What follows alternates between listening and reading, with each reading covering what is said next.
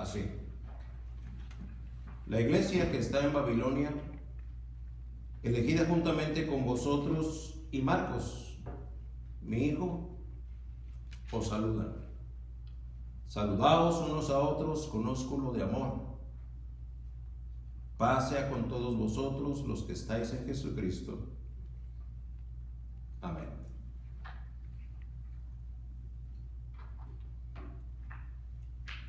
Tan inofensivos que se ven esos dos versículos, ¿verdad? ¿Puede ver que se ven inofensivos?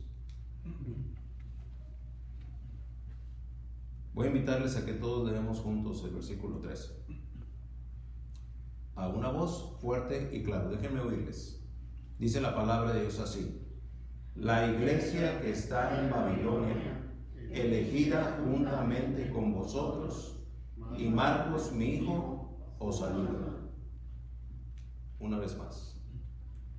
La iglesia que está en Babilonia, elegida juntamente con vosotros, y Marcos, mi hijo, os saluda.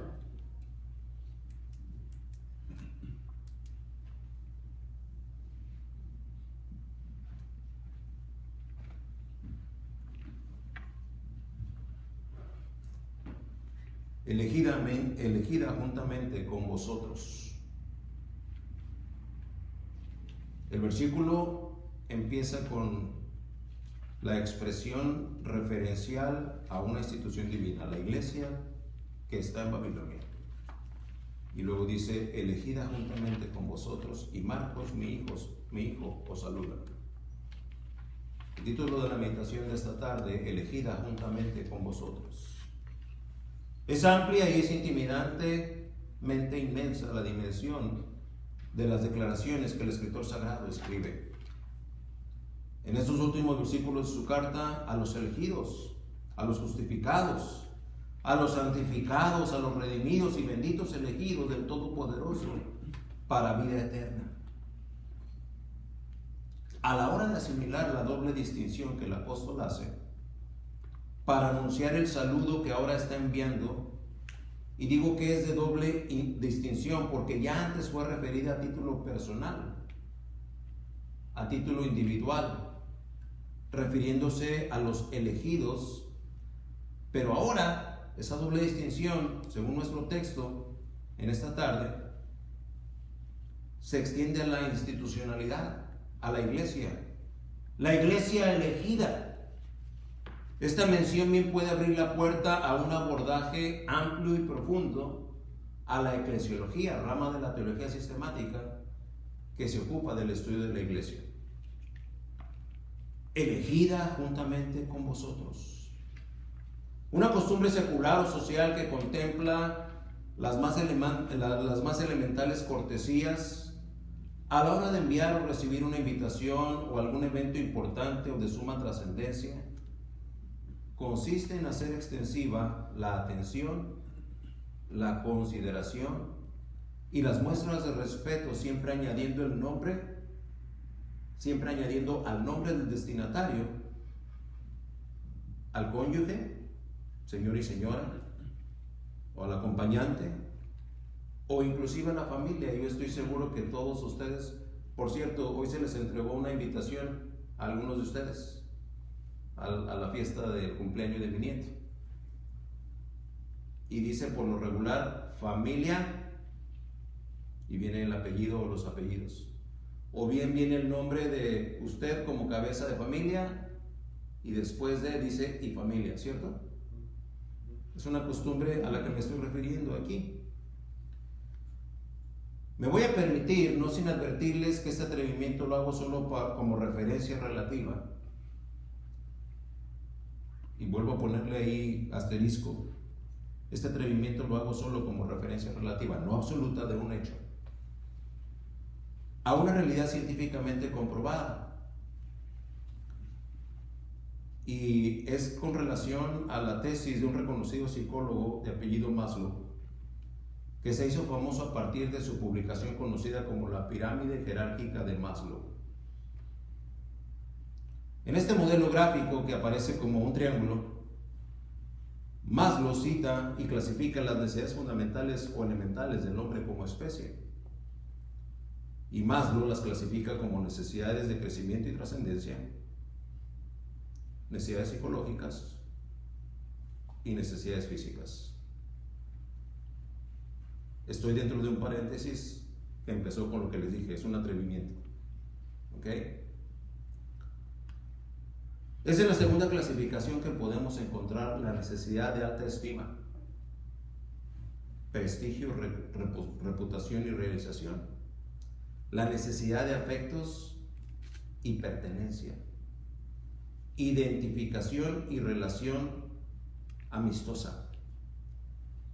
Debido a las tesis de este personaje, las crisis existenciales que aquejan al ser humano en esta sociedad, en este milenio, se puede simplificar un diagnóstico y en el respectivo tratamiento a prescribir para poder anticipar una cura.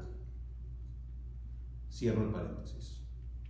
La revelación divina, muy por encima de la sapiencia humana, nos concede conocer acerca del vínculo directo que un hijo de Dios tiene con el cuerpo de Cristo, que es la iglesia, y que la iglesia tiene con el Hijo de Dios. Esta iglesia, entendámonos como la iglesia local, es, según nuestro texto de hoy, elegida juntamente con vosotros. Elegida juntamente con vosotros.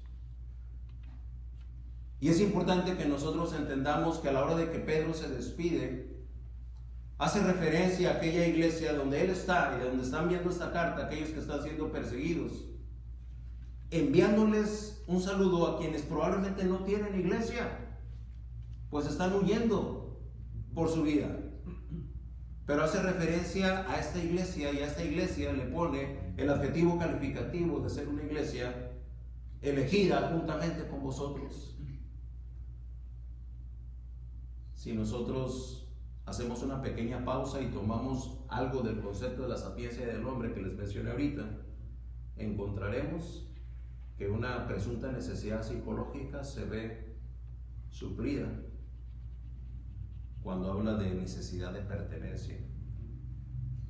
Una persona que no tiene lazos afectivos o de identificación es una persona que se sume en la tristeza, y esa soledad muchas de las veces le suma amargura a su forma de ser, de pensar, y es como interactúa con quienes lo rodean.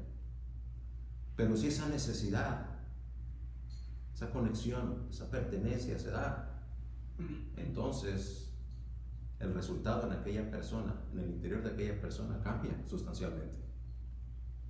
Así es que lo que Pedro está escribiendo a aquellos que están en persecución, sin duda son unas palabras de aliento espiritual, porque les dice elegida juntamente con vosotros, o sea, con aquellos que están lejos huyendo. Esta pausa alcanza entonces para considerar que así como cada uno de los que venimos al conocimiento de Dios y por su gracia fuimos salvos, por ser elegidos de Dios, Dios ha proveernos una iglesia juntamente elegida con vosotros. Y de ahí que es tan importante que no seamos laxos, es decir, que no seamos relajados respecto del lugar en el que nos reunimos, de la iglesia de la que somos parte. ¿Por qué? Porque aquella iglesia ha de ser una iglesia juntamente elegida con vosotros. Tal vez hay iglesias que son muy populares, tal vez hay iglesias en las que hay un buen ambiente, tal vez hay iglesias en las que hay un buen ministerio de jóvenes, tal vez hay iglesias en las que no falta, ¿verdad? Y uno tras otro las observaciones que se hacen pueden hacer parecer a aquella iglesia una iglesia de la que sería bueno ser parte. Lamentablemente,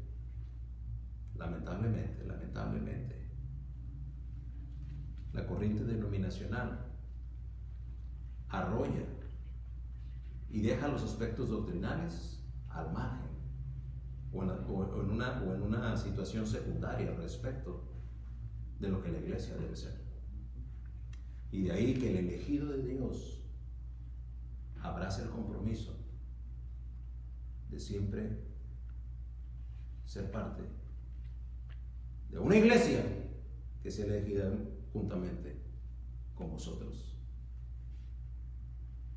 Y vamos a ver qué es lo que el Señor nos quiere decir en estos versículos, pero vamos a pedirle que Él nos dirija paso a paso. Padre nuestro, agradecemos la bendición de poder estar ante las verdades de la revelación de tu palabra. Ruego porque tomes control de mi mente y de mis labios, así como tomes control de cada mente y de cada oyente en esta tarde aquí, Señor. Que tu palabra sea predicada con el poder de lo alto y con la claridad necesaria para que tu pueblo sea ministrado. Una iglesia elegida juntamente con vosotros. Tendremos cuidado, Señor, de darte a ti la honra y la gloria por los resultados del conocimiento de esta verdad en cada hijo tuyo. En el nombre del Señor Jesús. Amén. Dado que la iglesia es mencionada y tomada en cuenta por el apóstol, que inspirado por Dios escribe refiriéndose a ella como elegida, y luego la relaciona directamente con vosotros, con ustedes, los elegidos, con nosotros. No sé si ahora puede verlo. Cuando lo leemos, ¿verdad? La iglesia que está en Babilonia elegida juntamente con vosotros, y pasó y no nos dimos cuenta. No nos dimos cuenta.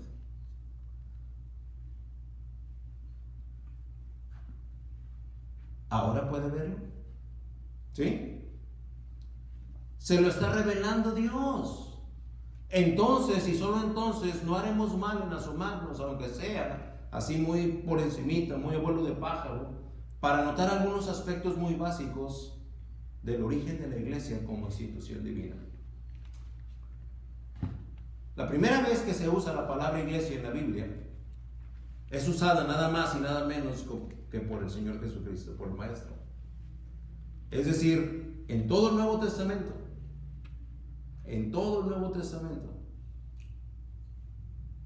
la palabra iglesia no aparece. Y en los primeros relatos neotestamentarios, la palabra iglesia no aparece.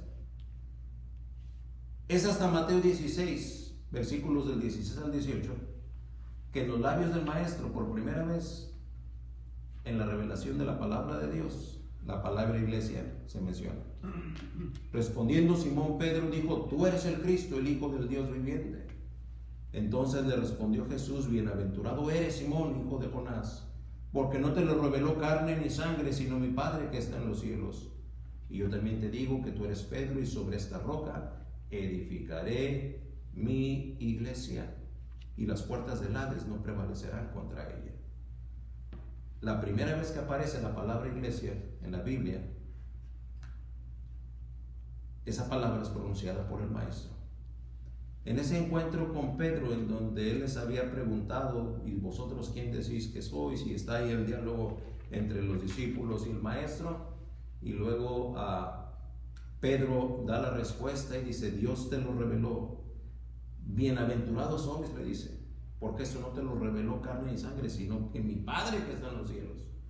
Y luego viene una serie de declaraciones, allí en el versículo 19, perdón, en el 17. Entonces le respondió Jesús: bienaventurado eres, Simón, hijo de Jonás, porque no te lo reveló carne ni sangre, sino mi Padre que está en los cielos.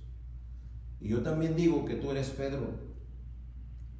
Y ese vocablo Pedro, traducido del original, sería: y tú eres Petros, y sobre esta roca, esa segunda expresión de la roca, contrariamente a lo que piensan algunas doctrinas y algunas religiones, no se está refiriendo otra vez a Pedro, se está refiriendo, en diferencia a Pedro, se está refiriendo a Petros. El número 2 ahí es Petra.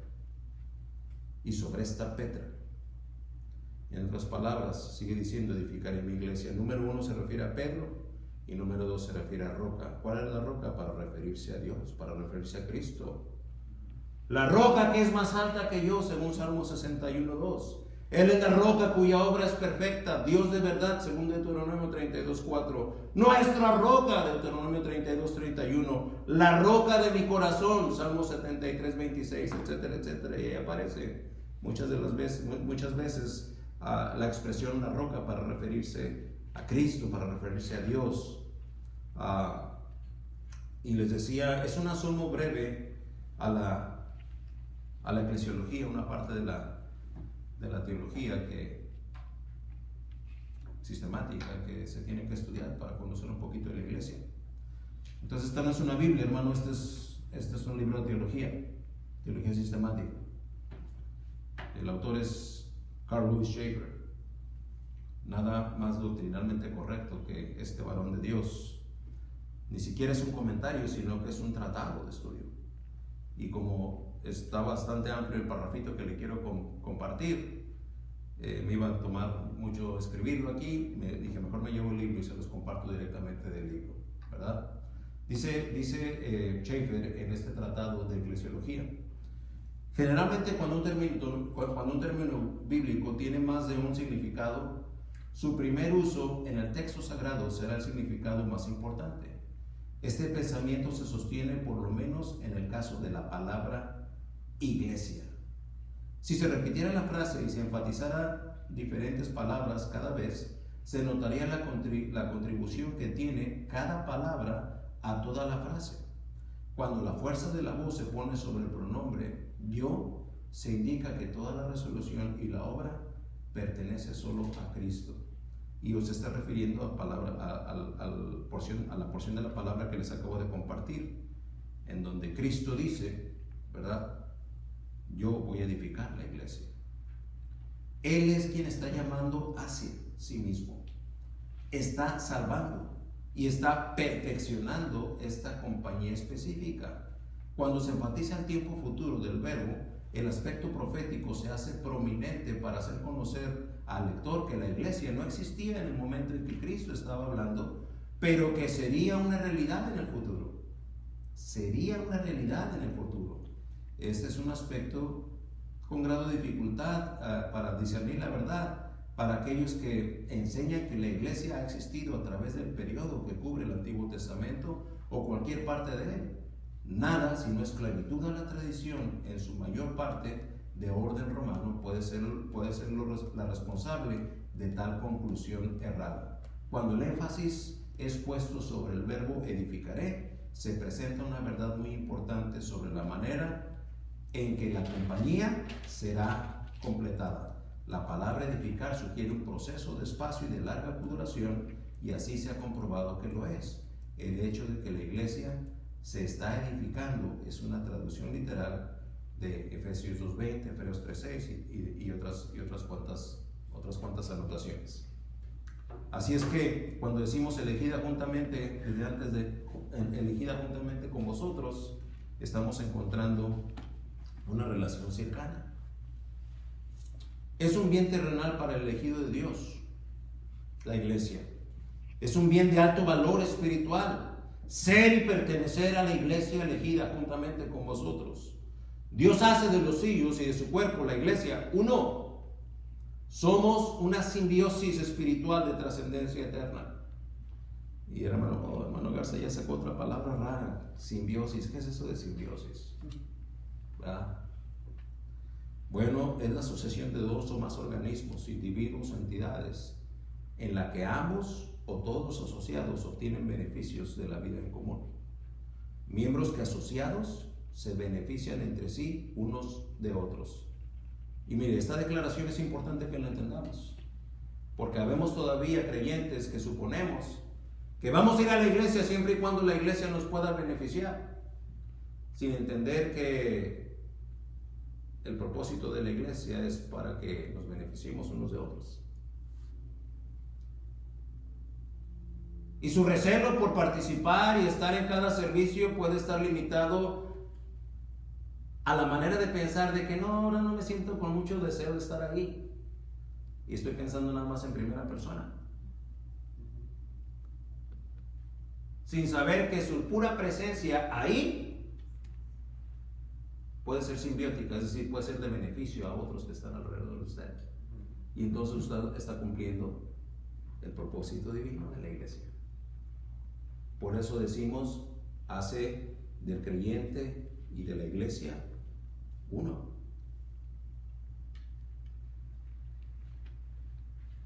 Cuando logramos entender este propósito divino, entonces vamos a ser más sabios para identificar a aquella iglesia como una elegida juntamente con vosotros. Ojalá que me esté dando a entender.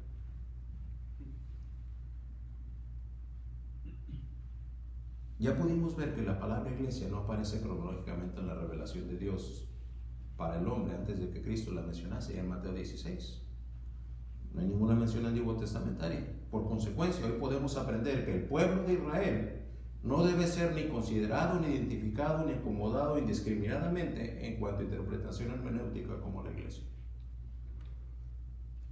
Y lo tuve que mencionar. Este es un párrafo que oré antes de dejarlo en mi bosquejo, porque hay sesgos doctrinales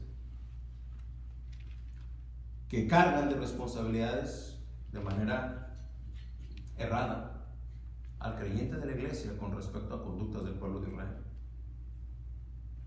diciendo, no, ahí está hablando con los del pueblo de Israel y la iglesia es exactamente lo mismo que el pueblo de Israel.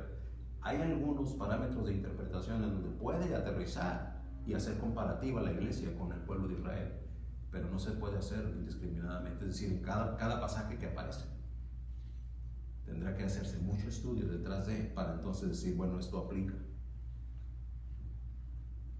En el Antiguo Testamento, los evangelios y en la historia que nos narra Lucas en el libro de los Hechos se hace referencia a las sinagogas, sí, pero solo como lugar de reunión.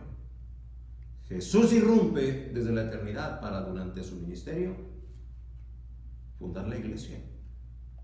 Y claro, primero la anuncia, mencionándola, ya no solo como un lugar de reunión, sino como institución divina de trascendencia eterna. Así como las sinagogas se menciona cada vez menos conforme se establece el funcionamiento de la iglesia.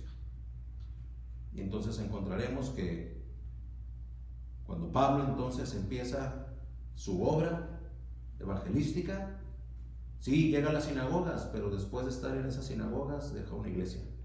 Y luego se va a Filipos y llega a las sinagogas y deja otra iglesia. Y luego se va a Éfeso y llega a las sinagogas, pero después deja una iglesia. ¿Se acuerda que una de las iglesias empezó en la casa de una que se llamaba Lidia? Había empezado ya la iglesia. Todo empieza entonces a fraguarse a partir de él. Cuando nosotros tenemos la bendición de tener una iglesia, la responsabilidad espiritual del creyente, del elegido de Dios, es que sea una iglesia elegida juntamente con vosotros. Hay algunos que están en una iglesia a la cual muchas de las veces el Señor en su misericordia envía ángeles, es decir, mensajeros, para enseñar lo correcto, y aquellos ángeles son expulsados de ahí. Y algunos que escucharon el mensaje son conmovidos en el interior, pero deciden quedarse en una iglesia que no es elegida juntamente con ellos. Que no sea el caso de usted ni de mí, elegida juntamente con vosotros. Bueno, versículo 13, vamos a estar viendo algunos puntos, son 5 nada más, y así vamos a terminar lo que el mensaje de esta tarde nos ocupa. Versículo 13 empieza diciendo la iglesia que está en Babilonia. No es trascendente para el estudio de este día, porque hay quienes dicen que se refería a una Babilonia que realmente estaba ubicada en Roma. Son menos los que dicen que se refería a la Babilonia de Mesopotamia, allá, la Torre de Babel, allá de la Babilonia donde estuvo cautivo Daniel. Y son menos los que dicen que se refieren a una guarnición militar que estaba en Egipto, que también se llamaba Babilonia. Así es que, para no entretenernos con la situación o la ubicación geográfica, vamos a referirnos a la expresión que tiene su carga doctrinal: la iglesia que está. Número 1, la iglesia que está. Una entidad divina que declara su existencia como tal. La iglesia está. Es la iglesia, no una. Es la, artículo indefinido, asamblea, eclesía, el cuerpo de Cristo, el cuerpo de Cristo. Por eso es importante que entendamos que cuando nos referimos a la iglesia, cuando yo le digo un compromiso con la iglesia, cuando yo le digo ser fiel a la iglesia, cuando yo le digo tome en cuenta la iglesia, no nos estamos refiriendo simplemente a una organización, nos estamos refiriendo a un organismo, a una institución divina. Es la iglesia, y esta Dios la identifica en su revelación como el cuerpo de Cristo. Si quiere, vaya conmigo, si no, nada más escuche lo que dice la palabra de Dios en 1 Corintios 12:27. Vosotros pues sois el cuerpo de Cristo y miembros cada uno en particular. Y a unos puso Dios en la iglesia, primeramente apóstoles, luego profetas, lo tercero maestros, luego los que hacen milagros, después de que sanan, los que ayudan, los que administran, los que tienen don de lenguas. ¿Son todos apóstoles? ¿Son todos profetas? ¿Todos maestros? ¿Hacen todos milagros? ¿Tienen todos dones de sanidad? ¿Hablan todos lenguas? ¿Interpretan todos? Procurad pues los dones mejores, mas yo os muestro un camino aún más excelente. Cuerpo de Cristo, en donde las funciones son diversas, en donde el compromiso de evangelizar y de proclamar el evangelio es de todos, pero donde ciertamente hay quienes tienen el don de evangelista, en donde si bien la participación simbiótica de todos los que somos parte de la iglesia es servir, sin duda hay algunos que tienen el don del servicio. Y si bien la obligación y la identificación de cada creyente es dar para la obra de Dios, ciertamente hay algunos que tienen el don de dar. Y así sucesivamente. Y en la medida en la que todos funcionemos como un solo cuerpo, el cuerpo de Cristo, que es la iglesia, estaremos entonces comprobando la identificación de que esta es una iglesia elegida juntamente con vosotros. No solamente estas características que acabamos de ver, pero mira lo que dice Efesios 4:12. Efesios 4:12, la palabra de Dios hablando, a fin de perfeccionar a los santos para la obra del ministerio, para la edificación ¿de quién? Del cuerpo de Cristo.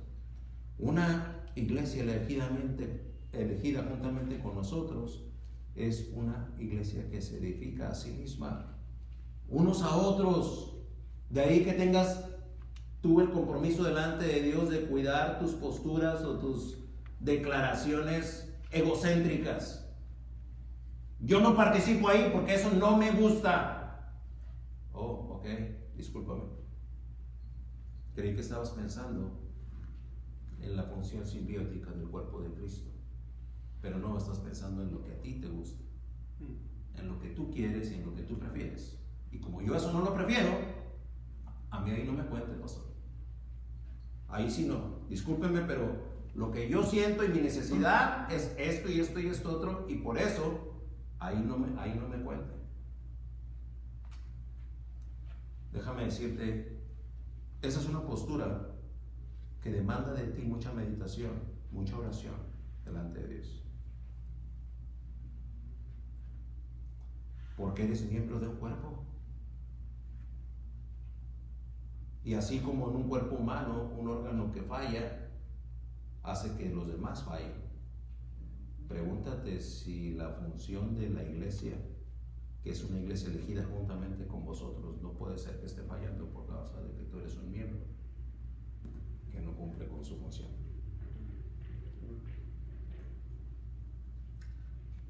Dice ahí, para la obra del ministerio, dice para la edificación. ¿De quién? Del cuerpo de Cristo.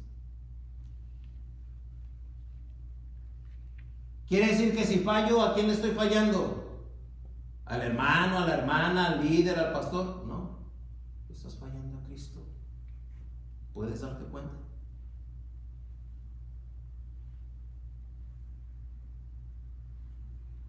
Mira lo que dice Colosenses 1:24.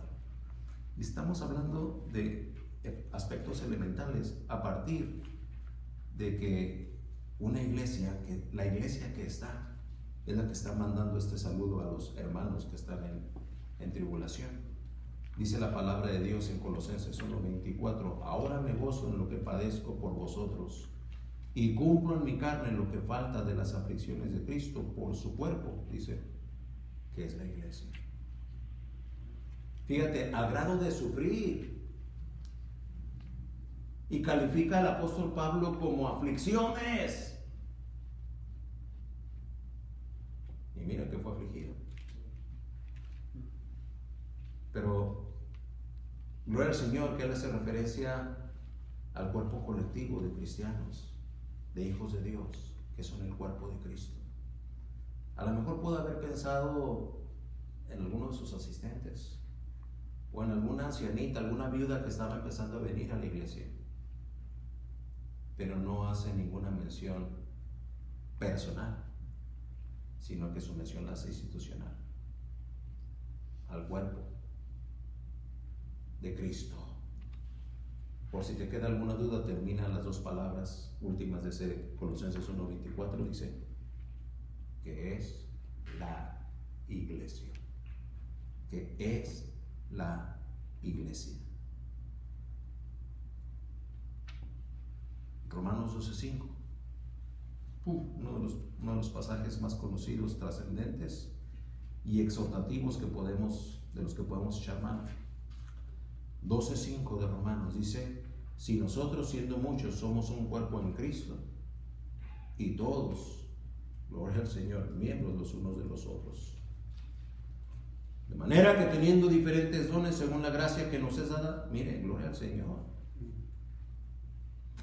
Si algún don tenemos es por la gracia que nos es dada. Si nos es dada, ¿de dónde surge entonces el reclamo para retenerla para nosotros? Hay que darla para beneficio del cuerpo de Cristo. Somos un cuerpo en Cristo y todos miembros los unos de los otros. Así que si tú eras de los que decían, tú con lo tuyo, yo con lo mío, a mí no me gusta hacer así o hacerle así, a mí no me gusta que me digan lo que tengo que hacer o cómo hacerlo, es tiempo ya de que sepas que la vida en Cristo no es acerca de ti, es según Cristo, es acerca de los demás, que por un testimonio digno de Dios sea Él el glorificado. Y mira, hermano, mientras no sea para chismes y las murmuraciones, sábelo, de aquí en la iglesia somos un solo cuerpo, el cuerpo de Cristo, que es la iglesia. Y te lo digo en el amor del Señor, ni tu servidor, ni cada uno aquí es el centro. El centro es Cristo. La iglesia que está. Número 2, que es elegida juntamente, dice. Estoy todavía en el versículo 13. La iglesia que está en Babilonia, dice, elegida juntamente. Es que en su composición, su orden, su origen, su función, su configuración, lo que la identifica en relación directa con sus elegidos, es un adjetivo calificativo que se asocia directamente con quienes la conformamos. No podríamos tener una iglesia elegida juntamente con vosotros si los que somos parte de no somos elegidos, o viceversa. ¿Qué hace alguien que no es elegido en una iglesia que es elegida juntamente por vosotros? Así que cuando decimos que es elegida juntamente, es un privilegio en conjunto. El adjetivo calificativo que se asocia directamente con quienes la conformamos. No podía ser de otra manera. Compuesta de elegidos, habré por consecuencia ser elegida juntamente con vosotros. Veamos cómo se refiere la Escritura a los creyentes. Y tengo aquí un mundo de pasajes y por tiempo no los voy a repasar. Pero a ese grupo de creyentes, la revelación de Dios se refiere como mi iglesia, Cristo hablando, mis ovejas, Cristo hablando, aquellos que me has dado, Cristo hablando, los santos, Cristo hablando, los cristianos, aquellos que se burlaban del grupo de rebautizadores, los elegidos, los creyentes, la familia de la fe, los suyos, los hermanos, sus testigos, embajadores, extranjeros y peregrinos, hijos de Dios. Más de 400 veces la palabra de Dios se refiere a aquellos que somos parte de una iglesia como hijos de Dios. La iglesia elegida es la iglesia del Dios viviente, según 1 Timoteo 3:15. ¿Y se acuerdan? Lo leímos ahorita, dirigidos por el hermano Arturo. Dice ahí, la iglesia elegida es la iglesia del Dios viviente. Y si quiere vaya conmigo ahí, si no nada más escucho. La palabra de Dios está hablando, dirigiéndose de manera, quiero pensar, nostálgica. Es Pablo escribiendo a su hijo espiritual, Timoteo. No solamente está anciano, no solamente está enfermo, pero está preso.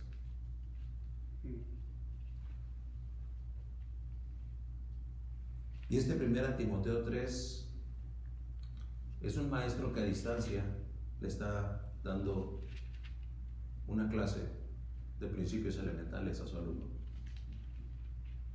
Y parte de los versículos que leímos hablan precisamente de los aspectos que debe de cuidar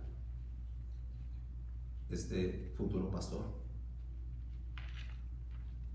Y una vez que termina refiriéndose a cómo deben ser los cristianos maduros, los obispos, los que van a ser diáconos, cómo deben ser las mujeres, al término de ese instructivo, vamos a ponerle así,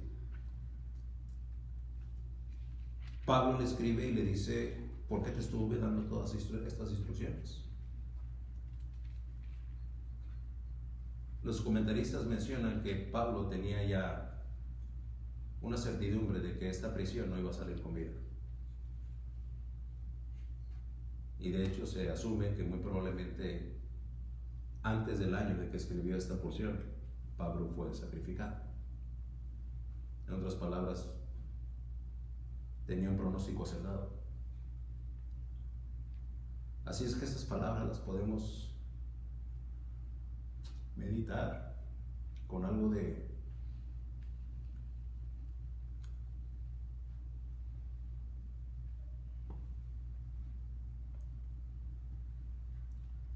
nostalgia, porque se está despidiendo prácticamente. Y como empieza el versículo 15, dice: ¿para qué citarlo? Como en medio de toda la adversidad, el apóstol Pablo todavía abraza una posibilidad. ¿Para qué citarlo? Para que citarlo sepas cómo debes conducirte. Hermanos,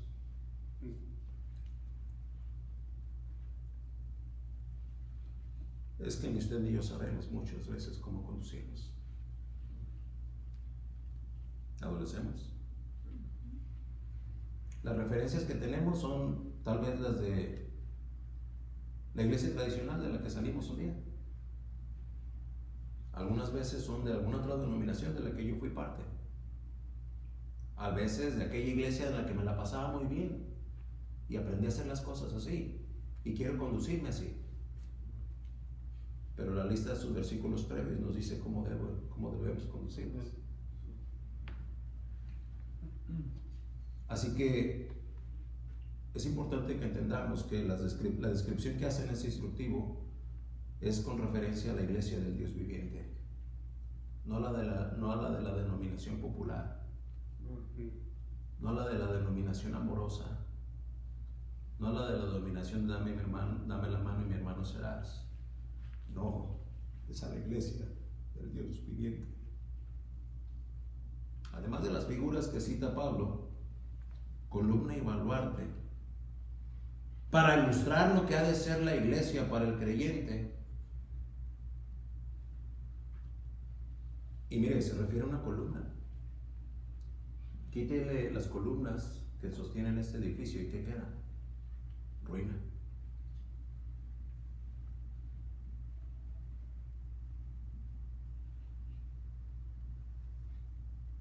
Trate negligentemente a su iglesia y usted va a estar quitándole las columnas a su fe y va a heredar ruina. Porque la columna te sostiene y te sostiene firme, inamovible. Esa es la iglesia. Columna. Yo no necesito estar ahí. Yo veo internet y veo algunos predicadores en la televisión y con eso mi fe se edifica. No puedo decir que eso sea necesariamente malo, pero eso no es columna. Ese es un alimento alternativo, pero nunca podrá ser columna. Porque cuando estamos en la iglesia, en el cuerpo de Cristo, es donde podemos experimentar el amor de Dios y es donde tenemos la oportunidad de expresar el amor de Dios. Y eso sentado enfrente de un monitor de computadora, aislado, solo ahí, asumiendo que ese estudio me fue de beneficio, tendrás razón en un 1 o 2% de tu edificación espiritual, pero estarás privándote de la columna. Y luego dice, baluarte.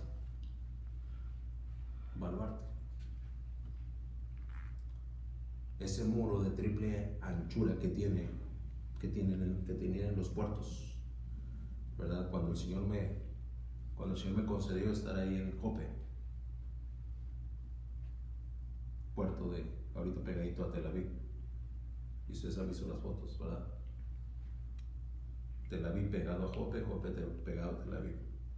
Me quedé ahí sentado por un buen rato.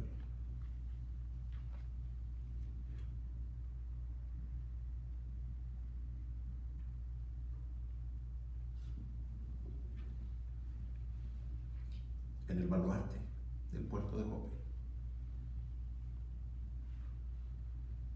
Es un muro que aparecía más o menos así de ancho, desde donde pegaron el oleaje hasta una altura de fácilmente unos 25, si no es que 30 metros. Y como detrás de ese baluarte se podía sentirse. Aquí el Mediterráneo, oleando.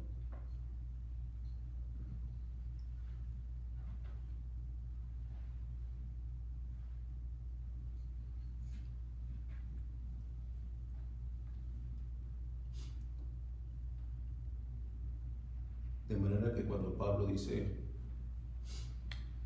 columna y baluarte, está hablando de la protección que te da la iglesia. ¿Cuánto te protege? ¿De qué me protegerá, hermano? Pues por lo pronto de huecas filosofías, dice la palabra de Dios. No vienes a la iglesia, te enredas en las redes sociales, en los pseudolíderes de opinión, en las corrientes filosóficas y paganas de este mundo, en lo que dicen los millennials, en los que dicen los influencers, y al rato estás distante de tu fe. ¿Por qué? Porque no tuviste un baluarte que te protegiera. Columna y baluarte. Déjame ocupar un breve tiempo en considerar la instrucción que le da a su hijo espiritual y consiervo, que es Timoteo. Porque dice, estas cosas os escribo para que citarlo sepas cómo conducirte, cómo debes conducirte. Cada uno aquí de los que me escuchan esta tarde Si usted está escuchando mi voz ahorita, sí, usted, escucha esta pregunta. ¿Sabe usted cómo debe conducirse en la casa de Dios? ¿Lo sabe? Diré usted, pues, ¿cómo que si sé cómo conducirme, hermano? ¿Qué me está diciendo? Yo tengo 20 años de cristiano. Yo he ido y venido para esta iglesia y para aquella, y serví en esto y serví en aquello. Pero en fin, pues con que uno asista, ¿a qué no? No. No. Esta es la iglesia del Dios viviente. Contéstese, ¿sabe cómo conducirse? ¿Sabe cómo conducirse con el yo pienso, yo creo, yo sí, no, pues yo no, no, yo soy así, no, yo no soy así, bueno, no, yo quiero y no se me da oportunidad, o no, yo no quiero y ahí me tienen, etcétera, etcétera? Una iglesia elegida juntamente con vosotros tiene entonces que considerar que si es columna y me sustenta, me sostiene, me afirma, me consolida, me fortalece, entonces tengo que ceder a lo que es la iglesia del Dios viviente. Y si es baluarte, que me protege, me brinda, me asegura, me salvaguarda, me conviene. Pero si no me conviniera, todavía tengo que hacerlo, saber el cómo. Y es necesario aprender. Si no sabe cómo hacerlo, es necesario aprender. Ya alguna vez lo dije aquí, me llama la atención que en español no hay una palabra que se traduzca bien como la palabra que en inglés se usa para decir teachable. Alguien que es enseñable sería la palabra, pero yo la busqué en el diccionario y no está. Alguien que es enseñable, alguien que es dócil para ser enseñado. Es que para aprender hay que ser humilde. Para aprender hay que ser fiel. Para aprender hay que ser consistente. Para aprender hay que ser tolerante. Para aprender hay que ser amable, servicial. Hay que ser fuerte, hay que ser amoroso, hay que ser fraternal, hay que ser noble, hay que ser manso. Y más y más. Todo eso incondicionalmente, sin esperar nada a cambio. Y entonces estaré listo para aprender. Cuando el apóstol Pablo escribe allá en su carta a Filipenses, el apóstol Pablo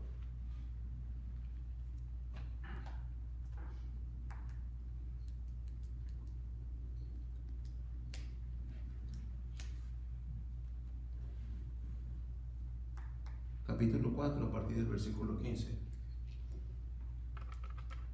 empieza su escrito diciéndole a los hermanos de Filipos: he aprendido a contentarme cualquiera que sea mi situación. Se debe vivir humildemente, y empieza con la lista. Pero la primera frase es una frase de la que usted y yo no haríamos mal en abrazar. He aprendido. Es que es necesario aprender. Es necesario aprender. Es necesario aprender. Repito, no como se hacía aquí, o cómo se hacía allá, o cómo se hacía, no, como se hace en la iglesia del Dios viviente, que es columna y baluarte de la verdad. Número 3.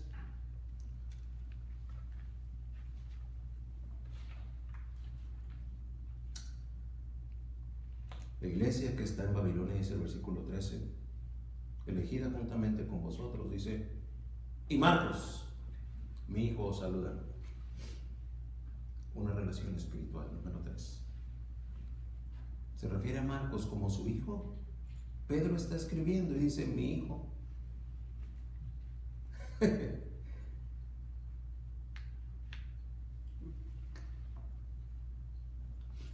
Si usted hubiera sido consiervo de Pedro y estuviera ahí junto con él, mientras él está terminando de escribirle a los hermanos, ¿Pedro lo mencionaría a usted así? Es Pedro el que está escribiendo, refiriéndose a Marcos. Oh, aquí estás, Gerardo. No, pues para qué les mando saludos de ti, ¿verdad? Eres un renegado, un infiel, un inconstante, un murmurador. No, así déjalo mejor. Pero no solamente lo menciona, sino que lo menciona como su hijo. ¿Se acuerdan que la semana pasada hablábamos de que sí se refirió de Silvano? Hermano fiel, ¿se acuerdan? Pues aquí a Marco le dice mi hijo. Una relación espiritual. ¿Qué vínculo familiar o consanguíneo hay que sea más cercano, más estrecho, más entrañable que la relación entre un padre y un hijo, o una madre y un hijo? Se está refiriendo a un siervo de testimonio ejemplar. Marcos, al igual que Silvano, son muestra fehaciente del poder de Dios en aquel que él llama. El mérito no es de Marcos, el mérito es del que lo llamó, Cristo. Marcos, mencionado en varios eventos y varios momentos cruciales y significativos en el ejercicio pleno de su ministerio, tuvo un episodio que los comentaristas mencionan como una posible incursión en el ministerio sin ser salvo, pero ser activista, porque empieza a participar en la obra misionera, pero se va.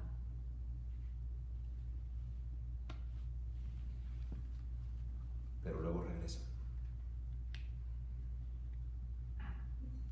Y varios son los comentarios que dicen, ese regreso fue porque Dios ahora sí lo estaba llamando.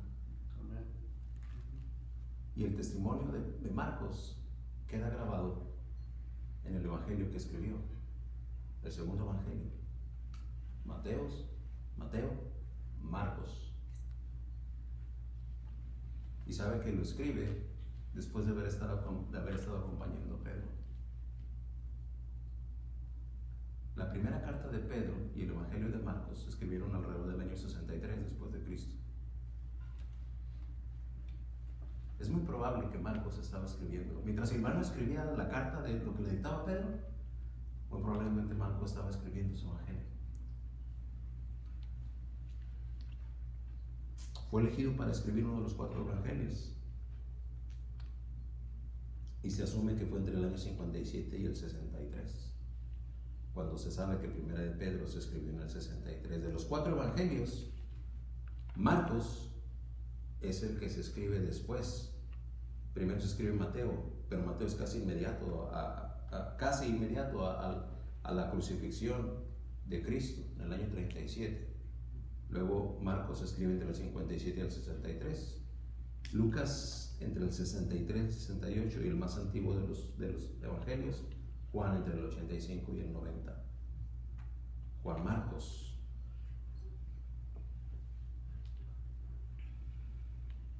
Vamos a ver cuando menos 2 o 3 pasajitos. Tengo aquí como unos 15, pero no, yo sé que no tengo tiempo para todos. Vamos a Hechos, capítulo 12. Y ya voy a terminar, hermano, para que aguante el sueño, si es que todavía le queda uno después de haberse despertado. Pero dice la palabra de Dios en Marcos 12, versículo 12. Y habiendo considerado esto, dice, llegó a casa de María, la madre de Juan, el que tenía por sobrenombre Marcos, donde muchos estaban reunidos orando. Y había una influencia espiritual alrededor de aquel Juan por sobrenombre Marcos, narrativa que lo ubica entre los de la familia de la fe. Mi hijo me comentaba cómo conviviendo de manera ocasional con gente que es de la iglesia. Cuando se le invita, por ejemplo, a tener un devocional o a orar, sigilosamente se va.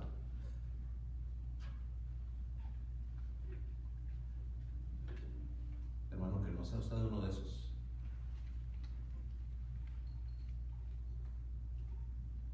Usted no le sorprenda si un día visita la casa de la familia Garza y yo le digo, hermano, ¿qué le parece si pasamos un ratito en oración aquí?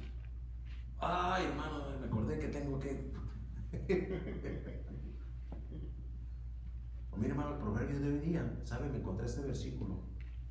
Me gustaría compartirlo un poquito. Ojalá que le edifique. No sé si usted leyó su proverbio. Oh, he estado leyendo muchos, pero no, el de ahora no lo leí.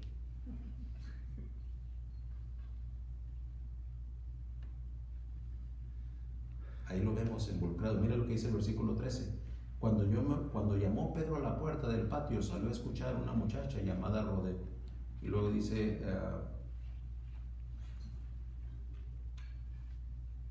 la cual conoció la voz de Pedro. De gozo no abrió la puerta, sino que corriendo adentro dio la nueva de que Pedro estaba en la puerta. ¿Y usted sabe quiénes de los que estaban orando allá adentro? Juan Marcos. Ahí estaba. En otras palabras, el marco que está allá, a que se está refiriendo Pedro, él lo vio cuando llegó después de haber estado encarcelado, a punto de morir. Y llegó a aquel lugar donde habían estado orando por él. Si brincamos al capítulo 13, dice el versículo 13: habiendo zarpado de Pafos, Pablo y sus compañeros arribaron a Perge de Panfilia, pero Juan dice, apartándose de ellos, volvió a Jerusalén. Ahí está donde se aparta. Parece un capítulo oscuro, el 13:13 de Hechos.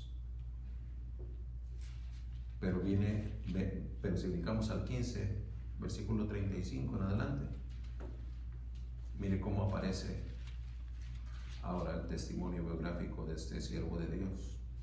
Y Pablo y Bernabé continuaron a Antioquía enseñando las palabras del Señor, anunciando el Evangelio con otros muchos.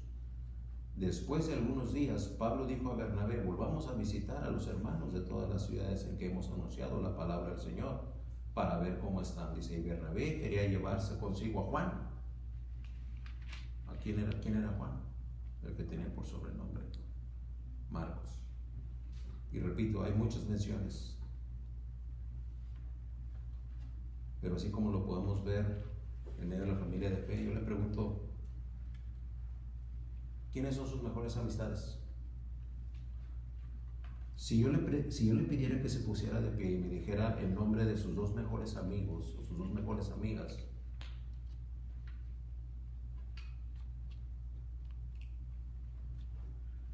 y no son hijos de Dios, entonces usted está faltando. Usted está abriendo la puerta para dar pasos en la dirección contraria a la voluntad de Dios. Dirá usted, no, yo no tengo ni un amigo. Yo por eso con ninguna persona trato. Esa soledad también es aguda y lamentable. Porque si desde el consejo divino hubiera sido suficiente estar a solas, Dios no hubiera dejado el cuerpo de Cristo, que es la iglesia. Así es que si usted tiene entre sus mejores amistades a alguien que es inconverso, usted tiene algo que hacer con respecto a él. Y si usted no tiene ningún amigo, más vale que en la iglesia encuentre sus amigos. Alguien que teme a Dios, que conoce a Dios y que tiene una relación directa con Dios. Estará en una mejor posición, primero de dar honra y gloria al Señor y después de recibir bendición de parte de Dios. Así sí, podría Pedro voltear y decir, sí, aquí está, mira, mi hijo, mi hija lo saluda. Y eso sería solamente para darle la honra y la gloria a Dios, una relación espiritual. Vamos al versículo 14, punto número 4. Saludaos unos a otros con ósculo de amor. Andy, pues. Usted dirá, ¿qué es ósculo? Beso. Un beso. Una relación fraternal. Punto número 4. Saludaos unos a otros con ósculo de amor. Ósculo de amor. Son muchos los ejemplos que la palabra de Dios aparece y entendemos que el aspecto cultural forma parte de, porque es cierto. Yo no creo, y Dios me ha concedido estar en Jerusalén 2 veces, yo no creo que me ha tocado ver más como 2 hombres se besan que estando ahí. Se besan los hombres. De hecho, cuando yo beso a Isaac, mi hijo, los hermanos de aquí de la iglesia americana se hacen así para atrás como ¿verdad? Culturalmente, y luego con el extracto cultural que tenemos los que venimos de México, ¿verdad? Y luego los que venimos, como es mi caso, ¿verdad? De ascendente de rancheros, ¿verdad? Donde no hay expresiones afectivas, donde si un hombre expresa tiene un gesto afectivo, se le toma como una expresión de viejas. Y entonces el padre es hostil, el niño se hace hostil. Cuando crece es hostil con la mujer, es hostil con los hijos, y es una generación de frialdad y espiritual. De ahí es donde sale eso de hablarse de usted. Por eso yo le digo, tenga mucho cuidado cuando usted ora a Dios y le habla de usted. Eso es una herencia cultural que debe quedar en el pasado. ¿Por qué? Porque todas las cosas han sido hechas nuevas. Y entonces esa cercanía que Dios, a la que Pablo refiere cuando dice Abba Padre, papito, expresión afectiva, ¿verdad? Y así como mi hijo de 31 años, mi hijo de 25 años, me hablan de tú, oramos juntos muchas veces, nos damos un beso, un abrazo. Yo he llorado en el hombro de él, la ha llorado en mi hombro. Fraternal, cercano. Vemos que hay una relación fraternal. Y es a la que Pedro hace referencia. Vemos en pasajes como en Lucas 7, capítulo 7, versículo 44, la palabra de Dios hablando. Y vuelto a la mujer, dijo a Simón: ¿ves esta mujer? Entré en tu casa y no me diste agua para mis pies, mas esta ha regado mis pies con lágrimas y los ha enjugado con sus cabellos. No me diste beso. El maestro está reclamando que no hubo una expresión afectiva, mas esta, desde que entré, no ha cesado de besar mis pies. Obviamente, entre hombre y mujer no tienen esa expresión. Pero dado que estaba lavando los pies del maestro, la mujer está besando sus pies. Pero el reclamo de Dios es: no me diste beso. Y solamente puedo pensar que esa relación fraternal que nosotros, los hijos de Dios, debemos tener con Dios, muchas de las veces se compromete. Empieza nuestro día y en las carreras salimos, vamos, trabajamos, nos fatigamos, llegamos cansados, comemos, nos sentamos enfrente de la televisión 2 o 3 horas, nos vamos a dormir.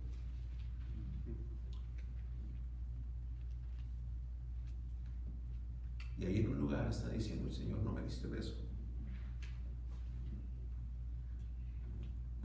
No me expresaste que me amas. ¿Por qué?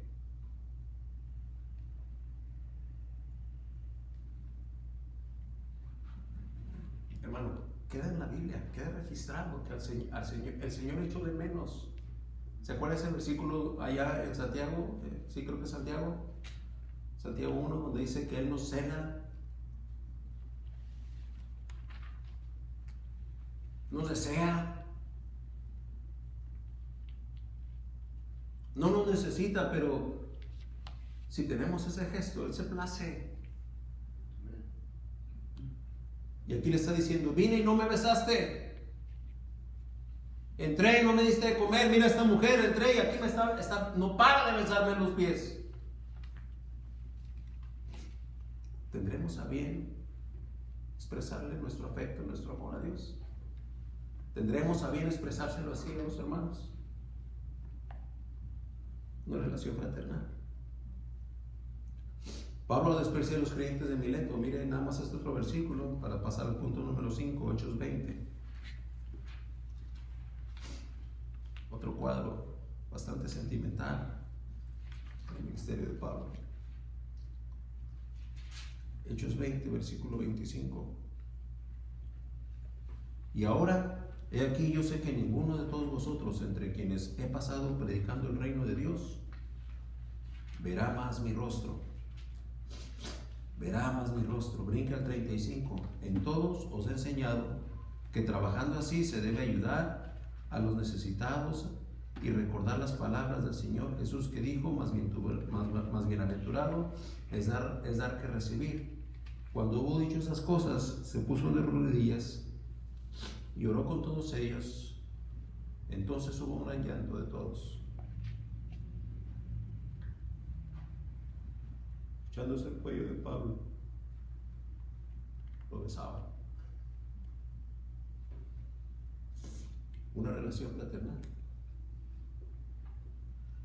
Saludados unos con otros, ósculo santo, dice 2 Corintios 13. Saludad a todos los hermanos con ósculo santo, 1 Tesalonicenses 5:26.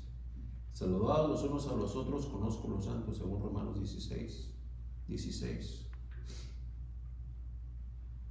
Y solamente está refiriéndose a una expresión afectiva.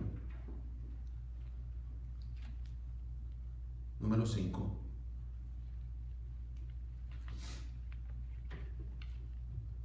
Saludados unos a otros, dice con ósculo santo en el versículo 14. Ósculo de amor, dice, perdón. Y lo dice, paz sea con todos vosotros, los que estáis en Jesucristo.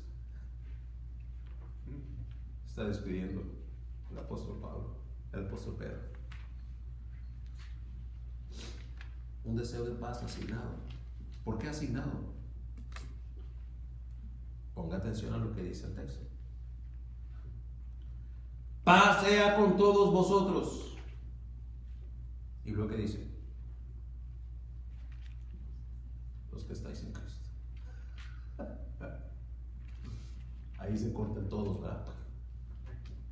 Por consecuencia son todos, en el que la sinécdoque del texto nos avisa que no es un todos universal, es un todos acotado. ¿Cuáles? Los que están en Cristo. Los que están en Cristo. ¿Asignado a quién? A los que están en Cristo. Paz a vosotros. Sin duda Pedro lo aprendió del maestro. Salam alakum. Sonaría en hebreo.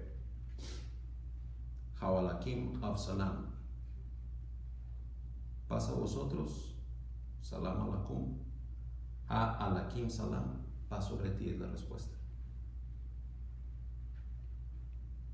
Pedro, al escribir su primera epístola, practica lo que aprendió del maestro.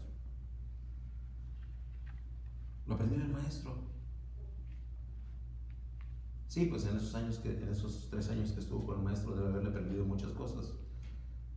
Sí, pero déjame enseñarte uno o dos lugares más y ya terminamos, ¿ok? Ojalá que tengas a bien atender. Mira lo que dice Lucas 24, versículo 36.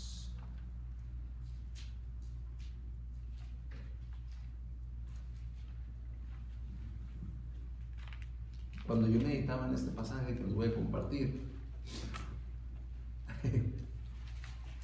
dirá usted, es que usted es demasiado sentimental, hermano. A lo mejor ya estoy viejo, ¿verdad? Pero mire, dice, mientras ellos hablaban de estas cosas, Jesús se puso en medio de ellos y ¿qué les dijo? Paz a vosotros. ¿Sabe a quién se está refiriendo? A los discípulos que iban en el camino de Maús. resurrectado el Señor. Se pone en medio de ellos. ¿Y qué es lo primero que les dice? Paz a vosotros. Paz a vosotros. Pedro habrá sido uno de los que veían el camino de Maús. Qué pena que no nos dan los nombres, ¿verdad? Pero mire, Lucas 10. Si vamos a Lucas 10, versículos 5 y 6.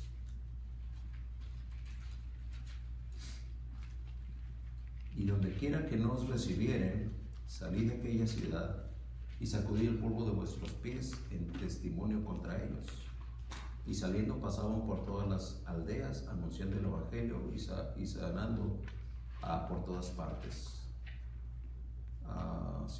10, Lucas 10, 5 y 6.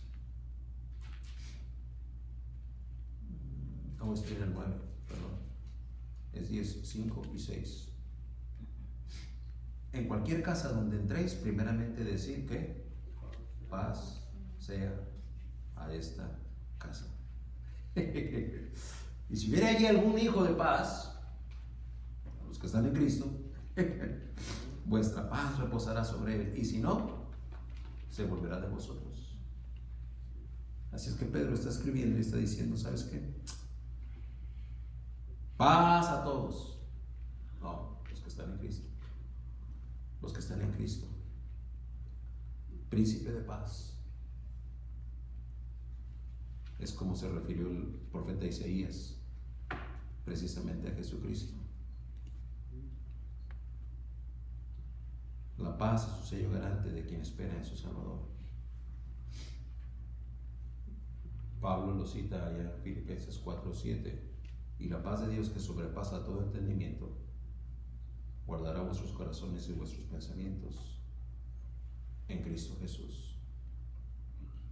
También Pablo dice, en Cristo Jesús, es decir, en los que están en Cristo. Una iglesia elegida juntamente con vosotros es una iglesia en la que Dios se va a manifestar de esta manera, y es una iglesia en la que usted será llamado a participar de esa manera. Cualquier resistencia, cualquier oposición, cualquier gesto que se oponga al propósito de Dios en la revelación de esta despedida, exige de cada uno de nosotros una meditación profunda. Primero, para confirmar que usted es un elegido de Dios, y segundo, para saber si la iglesia en la que usted es parte es una iglesia elegida juntamente con vosotros.